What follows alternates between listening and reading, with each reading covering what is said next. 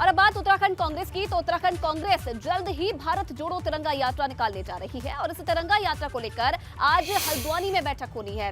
प्रदेश Congress committee की ओर से कांग्रेस की भारत जोड़ो तिरंगा यात्रा की तैयारी को लेकर हल्द्वानी के स्वराज आश्रम में एक बैठक होगी। इस बैठक में कांग्रेस प्रदेश अध्यक्ष करण महरा, नेता प्रतिपक्ष यशपाल आर्य, पूर्व विधानसभा अध्यक्ष गोविंद सिंह कुंजवाल के साथ ही कुमाऊं मंडल के विधायक और वरिष्ठ कार्यकर्ता मौजूद रहेंगे। सुबह 11:30 बजे ये बैठक होगी। तो कांग्रेस की तरफ से हल्द्वानी में आज कांग्रेस की ये बड़ी बैठक होने वाली है, जिसमें तमाम जो दिग्गज है वो शामिल होंगे। भारत जोड़ो तिरंगा यात्रा को लेकर ये मीटिंग की जाएगी। सुबह 11:30 बजे हल्द्वानी के स्वराज आश्रम में बैठक होगी। और आज उत्तराखंड के राज्यपाल यानी कि लेफ्टिनेंट जनरल गुरमीत सिंह दिल्ली के दौरे पर है।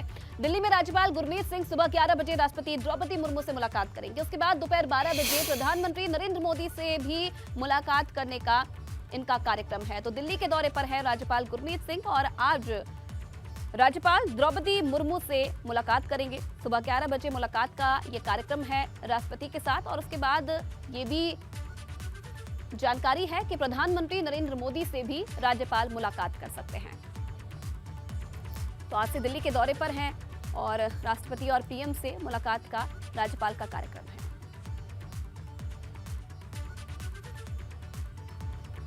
और सावन के तीसरे सोमवार पर आज शिवालयों में श्रद्धालुओं की भीड़ है। देहरादून में भगवान शिव के जलाभिषेक के लिए भक्त बड़ी संख्या में मंदिर में पहुंच रहे हैं। साथ ही आज भगवान गणेश को समर्पित विनायक व्रत भी रखा गया है।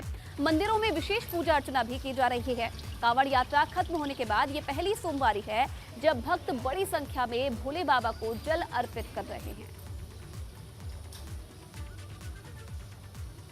आज सावन का तीसरा सोमवार है और तीसरे सोमवार पर शिवालयों में भक्तों की भीड़ लगी हुई है। भगवान शंकर के जलाभिषेक के लिए तमाम शिव भक्त हैं वो यहाँ शिवालयों में पहुँच रहे हैं। और आप तस्वीर देखेंगे तो भारी संख्या में जो शिव भक्त हैं वो भगवान शिव के जलाभिषेक के लिए शिवालयों में पहुँचे हैं। बेलपत्र, दूध, दही और अलग अलग तरीके से भगवान शिव का जलाभिषेक किया जा रहा है। विशेष पूजा अर्चना की जाती है क्योंकि सोमवार का दिन जो है भगवान शिव का दिन माना जाता है। इसीलिए एक विशेष पूजा अर्चना करके भगवान भोलेनाथ को खुश किया जाता है। और आप शिवालयों में देखेंगे तो तमाम जो शिव भक्त हैं अलग अलग तरीके से यहाँ पे आ रहे हैं और भगवान शिव का जलाभिषेक कर रहे हैं, विशेष पूजा अर्चना कर रहे हैं। क्योंकि आज का जो दिन है तीसरा जो सोमवार है सावन का वो अलग, उसमें आज दो गुना महत्व आज बन रहा है। भगवान शिव का जलाभिषेक तो हो रहा है, गौरा पार्वती को खुश करने के लिए जलाभिषेक तो किया ही जा रहा है। उसके साथ साथ ही गणेश को समर्पित विनायक व्रत भी आज रखा जा सकता है। तो ये डबल संयोग बनने की वजह से शिवालयों में आज जो श्रद्धालुओं की है वो भारी भीड़ उमड़ रही है। लेकिन इससे पहले जो 18 तारीख को पहला सोमवार था और 25 तारीख को जब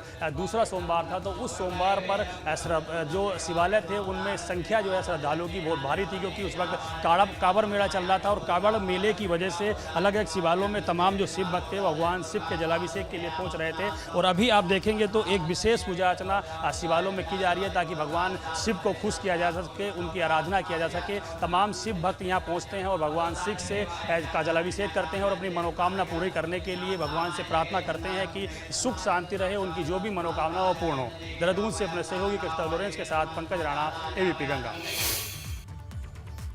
तो देखिए, वैसे तो सावन का हर दिन पावन माना जाता है, लेकिन इस महीने में सोमवार का खास महत्व है। मान्यता है कि शिव को सोमवार का दिन सबसे ज्यादा प्रिय होता है और इसीलिए इस दिन शिव की भक्ति और उनका जलाभिषेक करने पर शिव की कृपा अपार बनती है। हरिद्वार में शिवालयों में भक्तों की भीड़ है। दक्ष प्रजापति मंदिर में श्रद्धालु बड़ी संख्या में पहुंच रहे हैं और भगवान शिव का जलाभिषेक कर रहे हैं। तो ये तस्वीरें आप देखिए हरिद्वार की और देहरादून की, दो तस्वीरें आपके सामने हैं। सावन का पवित्र सोमवार आज है और दोनों ही मंदिरों में बड़ी संख्या में जो शिव भक्त हैं वो पहुंच रहे हैं। कांवड़ यात्रा खत्म होने के बाद ये पहली सोमवारी है और काफी महत्व भी इस सोमवारी का माना जाता है।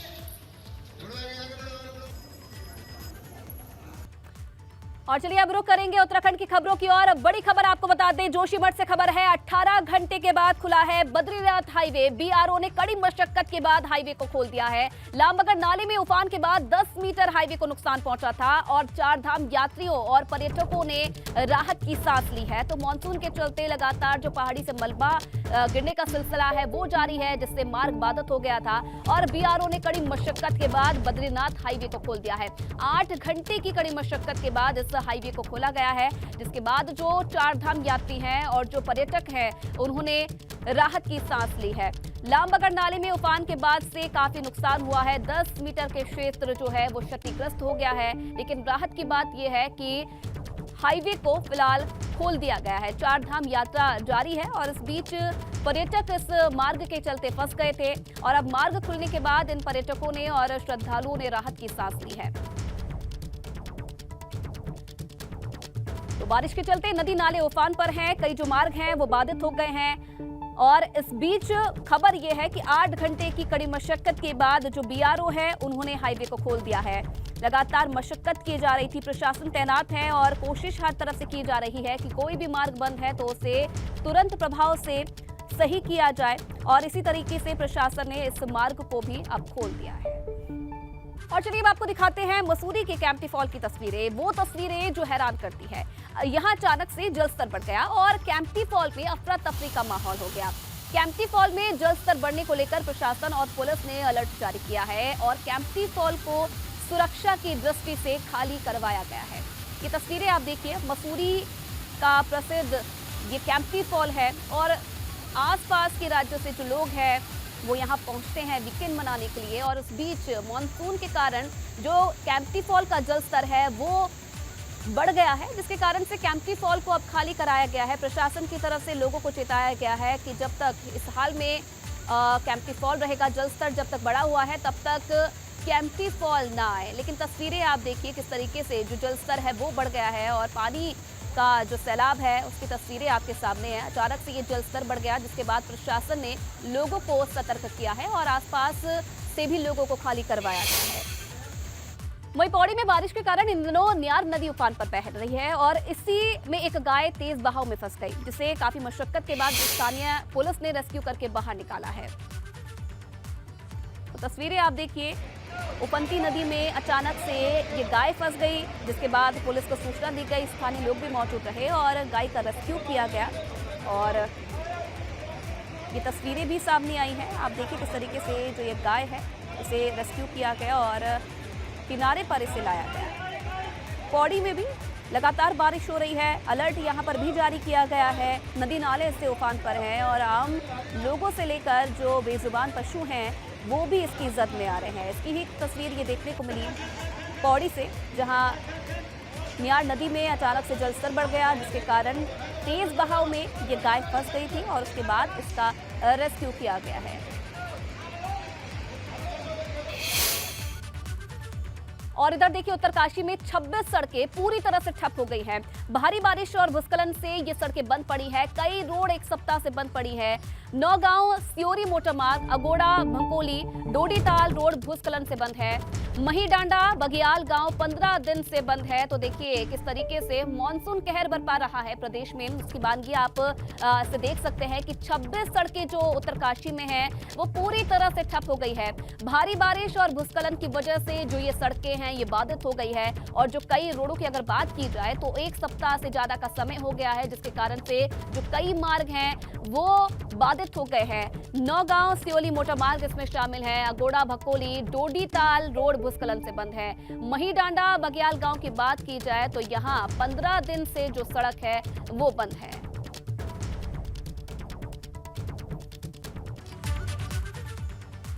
तो उत्तराखंड आने जाने वाले और उत्तराखंड में रहने वालों को आज सावधान रहने की जरूरत है, क्योंकि आज और कल उत्तराखंड में भारी बारिश की चेतावनी जारी की गई है। मौसम विभाग की ओर से बारिश का येलो अलर्ट जारी किया है। उत्तराखंड के 7 जिलों में मौसम विभाग ने येलो अलर्ट जारी किया है। इन 7 जिलों में देहरादून, टिहरी, पौड़ी, हरिद्वार, नैनीताल, चंपावत और उधम सिंह नगर शामिल है। मौसम विभाग का पूर्वानुमान है कि 3 अगस्त से उत्तराखंड में भारी बारिश से राहत मिलेगी।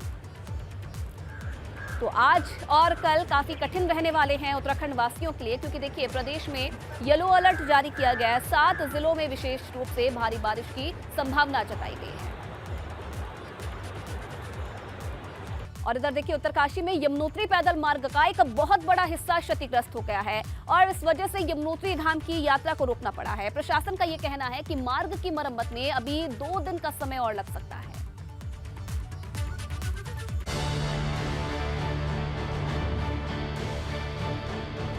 यमुनोत्री पैदल मार्ग की ये तस्वीरें मॉनसून सीजन में यात्रा मार्ग की दुश्वारियां बयां कर रही हैं।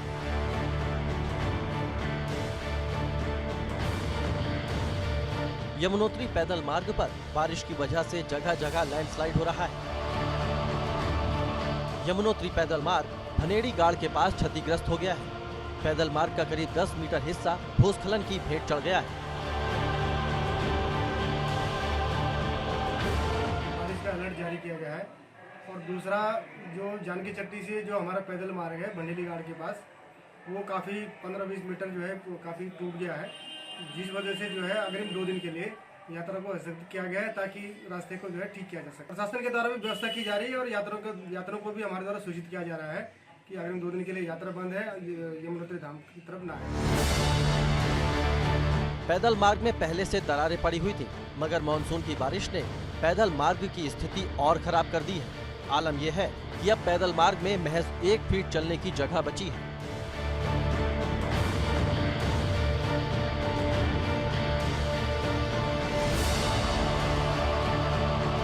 पैदल मार्ग क्षतिग्रस्त होने के साथ साथ पेयजल और बिजली की लाइनों को भी नुकसान पहुंचा है। प्रशासन और पुलिस की मदद से यमुनोत्री में फंसे यात्रियों को सुरक्षित निकालने के लिए वैकल्पिक मार्ग का सहारा लिया गया है। मार्ग की मरम्मत में अभी 2 दिन का समय लगेगा, इसलिए यमुनोत्री धाम की यात्रा को फिलहाल रोक दिया गया है। एबीपी गंगा के लिए बड़कोट से नितिन चौहान की रिपोर्ट।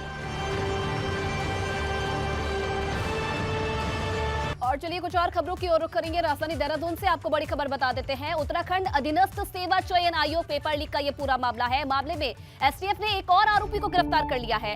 नैनीताल सीजीएम कोर्ट के कनिष्ठ सहायक पद पर तैनात है आरोपी महेंद्र चौहान की काशीपुर से गिरफ्तारी हुई है और अब तक मामले में 12 लोगों की गिरफ्तारी हो चुकी है। तो जांच जैसे जैसे आगे बढ़ती जा रही है, एक और आरोपी को गिरफ्तार किया है और अब तक आपको बता दें पूरे मामले में 12 लोगों की गिरफ्तारी हो चुकी है। काशीपुर से आरोपी महेंद्र चौहान की गिरफ्तारी हुई है। बताया ये जा रहा है कि नैनीताल सीजीएम कोर्ट में कनिष्ठ सहायक के पद पर आरोपी तैनात है।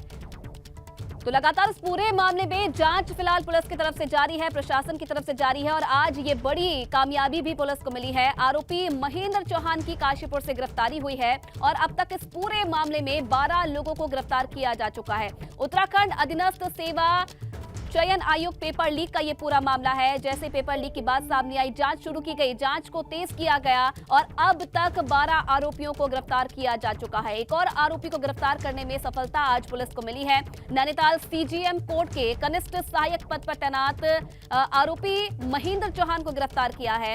इनपुट मिले थे पुलिस को और इसके बाद जांच की गई और आज इस आरोपी को गिरफ्तार किया गया है। काशीपुर से इस आरोपी की गिरफ्तारी हुई है। अब तक 12 लोगों की इस पूरे मामले में गिरफ्तार हुई है। जांच भी आगे की जा रही है। माना जा रहा है कि आगे तक इस पूरे मामले के तार जुड़े हुए हो सकते हैं। और देखिए, उत्तराखंड भाजपा के नए अध्यक्ष के तौर पर महेंद्र भट्ट को जिम्मेदारी मिली है। आज देहरादून में भाजपा महेंद्र भट्ट को लेकर एक स्वागत कार्यक्रम करेगी। देहरादून के परेड ग्राउंड से भाजपा प्रदेश कार्यालय तक भाजपा स्वागत रैली निकालेगी। भाजपा प्रदेश कार्यालय में पार्टी के कार्यकर्ता महेंद्र भट्ट का स्वागत करेंगे। अध्यक्ष बनने के बाद भाजपा महेंद्र भट्ट के भव्य स्वागत की तैयारी कर रही है। दोपहर 2 बजे स्वागत रैली की शुरुआत होगी। तो आज महेंद्र भट्ट का स्वागत कार्यक्रम, मदन कौशिक की जगह नई जिम्मेदारी महेंद्र भट्ट को दी गई है प्रदेश अध्यक्ष के रूप में और उनका स्वागत कार्यक्रम आज होना है।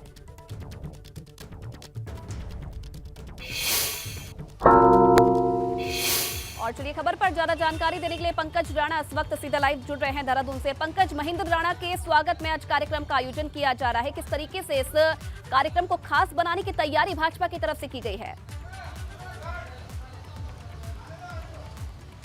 ऐसे देखिए, भाजपा के नए प्रदेश अध्यक्ष महेंद्र भट्ट को लेकर आज पूरी तरह से स्वागत रैली आज निकाली जाएगी। देहरादून के महानगर कार्यालय जो परेड ग्राउंड के पास में मौजूद है, वहां से ये स्वागत रैली निकाली जाएगी और ये 2 बजे शुरू होगी वहां से। और जहां पे मैं खड़ा हूं इस वक्त भाजपा प्रदेश कार्यालय में, बलवीर रोड पर ये रैली निकल जाएगी। तकरीबन ये 3 किलोमीटर का सफर रास्ता है, जहाँ पर एक भव्य तरह से स्वागत समारोह आज महेंद्र भट्ट के लिए भाजपा कर रही है। और ये इसलिए भी किया जा रहा है क्योंकि एक तरह से अगर देखा जाए तो महेंद्र भट्ट को जिम्मेदारी मिलने के बाद तमाम जो कार्यकर्ताओं में उत्साह उत्साह है और एक नई ऊर्जा के साथ वो संगठन को आगे चलने की बात कर रहे हैं। तो उसी के मद्देनज़र ये आज पूरी तरह से स्वागत रैली का समारोह किया जाएगा। भाजपा प्रदेश कार्यालय में आज दूसरी बैठक भी एक की जा रही है, जिसमें मुख्यमंत्री पुष्कर सिंह धामी और राज्यसभा सांसद और भाजपा के राष्ट्रीय प्रवक्ता संबित पात्रा मौजूद रहेंगे। ये हर घर तिरंगा यात्रा को लेकर ये बैठक की जाएगी। 11:30 बजे भाजपा प्रदेश कार्यालय में ये बैठक होगी। इस बैठक में भाजपा के जो नए प्रदेश अध्यक्ष बने हैं महेंद्र भट्ट, वो मौजूद नहीं रहेंगे, लेकिन तिरंगा यात्रा को लेकर मुख्यमंत्री पुष्कर सिंह धामी और राज्यसभा जो सांसद है संबित पात्रा, वो इस बैठक में मौजूद रहेंगे। तमाम पार्टी के पदाधिकारियों को जिनको जिम्मेदारी दी गई है विधानसभा स्तर पर, उन सभी से बैठक करेंगे। और आज से क्योंकि पूरे प्रदेश भर में हर घर तिरंगा अभियान की शुरुआत की जा रही है, तो उसको लेकर पूरी फीडबैक लेंगे। और इसके साथ साथ ही एक यहाँ पर एक कार्यक्रम का भी उद्घाटन किया जाएगा। एक जो झंडे जिसमें बेचे जाएंगे उसका उद्घाटन किया जाएगा, क्योंकि भाजपा ने लाखों परिवारों में ये झंडा लगाने का लक्ष्य 15 अगस्त तक रखा है। 2 कार्यक्रम भाजपा के हैं, लेकिन इसमें महत्वपूर्ण कार्यक्रम जो है वो महेंद्र भट्ट के स्वागत का कार्यक्रम है, क्योंकि हाल ही में उनकी ताजपोशी भाजपा के प्रदेश अध्यक्ष के तौर पर आयोजित हुई है और उनके सामने काफ़ी चुनौती आगे रहेगी। एक निकाय चुनाव आने वाले हैं, उसके साथ साथ ही लोकसभा चुनाव 2024 में होंगे, उसके साथ ही तमाम तरह के संगठन और सरकार में समन्वय बनाने को लेकर चुनौती रहेगी। तो उसी को लेकर पूरी तरह से ये कोशिश की जा रही है कि संगठन में महेंद्र भट्ट का बेहतर तरीके से स्वागत किया जाए, ताकि कार्यकर्ताओं में एक संकेत जाए कि अध्यक्ष बदलने के बाद संगठन एक मजबूत स्थिति के साथ आगे काम करेगा और चुनावों में हर कार्यकर्ता को एकजुट होकर काम करना होगा, ताकि सरकार और संगठन का समन्वय बना रहे। उसके साथ साथ ही महेंद्र भट्ट के साथ सभी कार्यकर्ता खड़े हैं, ऐसा संदेश पूरे प्रदेश में जाए। जी चलिए, बिल्कुल कहीं ना कहीं देखिए चुनौतियां तो बहुत सारी है, लेकिन काफी अहम दिन भी आज भाजपा के लिए रहने वाला है। बहुत धन्यवाद आपका पंकज, तमाम जानकारी देने के लिए। देहरादून से बड़ी खबर आ रही है, हर घर तिरंगा अभियान पर भाजपा की आज एक अहम बैठक होनी है। सीएम धामी और राज्यसभा सांसद संबित पात्रा इस बैठक में मौजूद रहेंगे। आज शाम को दिल्ली के 2 दिन के दौरे पर जाएंगे सीएम और शाम 6 बजे दिल्ली रवाना होंगे सीएम पुष्कर सिंह धामी। लेकिन उससे पहले आज ये बड़ी और अहम बैठक होने वाली है, जिसमें संबित पात्रा भी मौजूद रहेंगे। हर घर तिरंगा अभियान पर भाजपा की अहम बैठक होने वाली है।